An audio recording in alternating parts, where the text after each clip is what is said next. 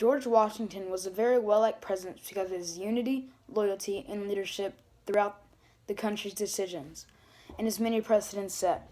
One of his main precedents was, may God bless us all. He said this because he wanted God to help the country throughout his decisions and what people thought of him.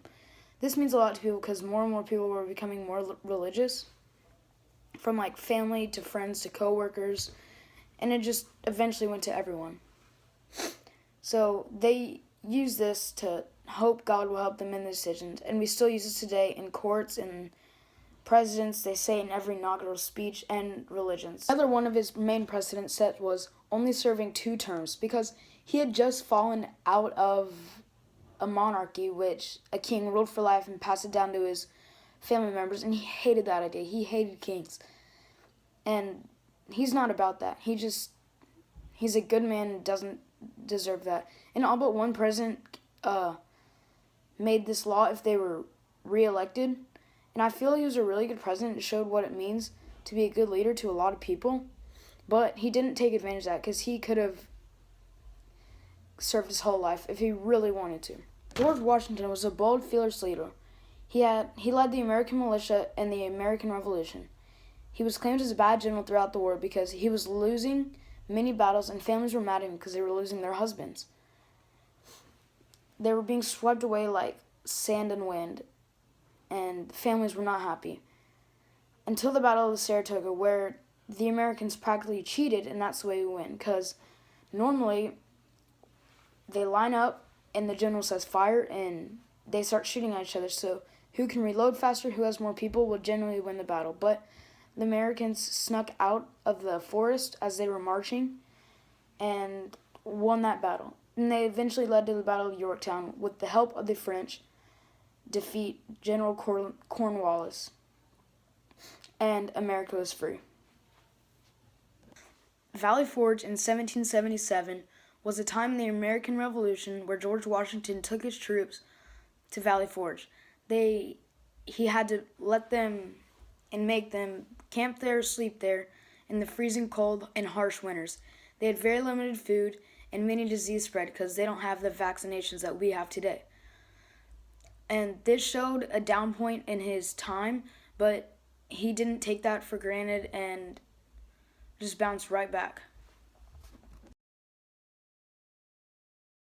Jay's Treaty was signed when Britain and America came together and said they would be done with it because America claimed their independence, there's no going back. But it was a very weak document, and the British eventually came back in the War of 1812. Another time that he proved he was a great leader is when he was brought into office and faced massive debts.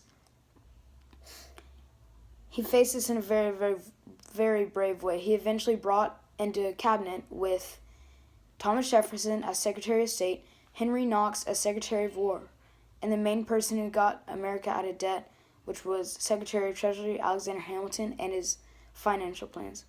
So he was a brave leader who could basically solve 90% of all national problems. The Whiskey Rebellion was a major standing point on which the government showing bravery and leadership, basically acting towards any problem and showed that they were superior, and willingness to prevent rebellions and protests. George Washington was being tested, for sure, because the colonists were mad at the taxes of whiskey. The selling of whiskey had dramatically increased because people were drinking it more, and so Alexander Hamilton had an idea to tax the whiskey so the Americans would be out of debt from the American Revolution.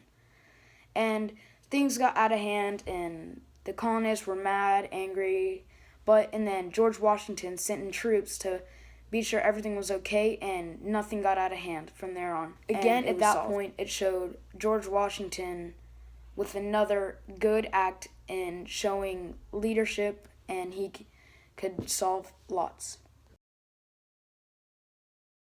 So in conclusion, George Washington served 2 4-year terms, which adds up to 8 years. He could serve the rest of his life if he really wanted to because people loved him so much. This between a race of 4 presidents, probably him, Andrew Jackson, Abraham Lincoln, and JFK. But people say he's the best. And he led, he said, he acted, and he was definitely, in my opinion, the best man.